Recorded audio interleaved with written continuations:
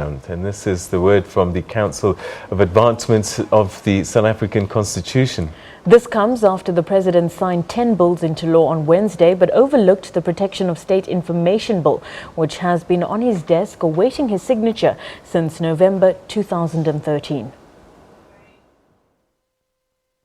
The Protection of State Information Bill, also known as the Secrecy Bill, is never far from controversy. This time, it's about the President's failure to do something about it since Parliament sent it back to him in November 2013. According to CASAC, the President's inaction is akin to abuse of power.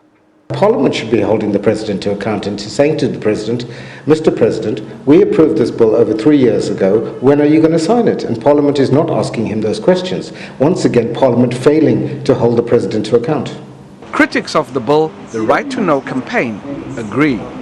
He must sign it or he must send it to the Constitutional Court directly.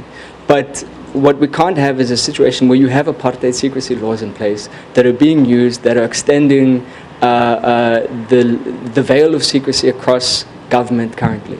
And so too do most opposition parties in Parliament, which believe the President is undermining Parliament by not signing or sending the bill to the Constitutional Court for an opinion. The legislation is still bad, but he doesn't have a choice in this matter. He must either refer the matter to the Constitutional Court if he believes it is unconstitutional, or he must sign it into law. He cannot simply sit on a bill forever in the hope that it'll go away. Not to have signed it into law and not to have made any pronouncements on it is something that we have to take up as soon as Parliament reconvenes in a few weeks' time.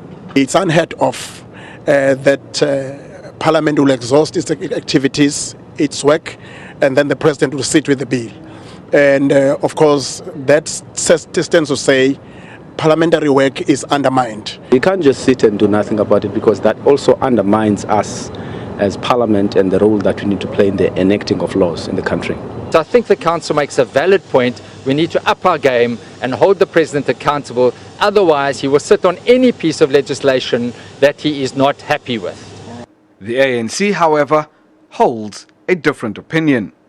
It will be unprecedented, it will be unconstitutional, it will be in violation of the doctrine of separation of powers if Parliament was to begin to dictate to the deciding authority, which is the President, how he should sign bills and impose deadlines on when such bills have to be signed. The Presidency is yet to respond to requests for comment. Lukhanyo Chalada, SABC News, Parliament.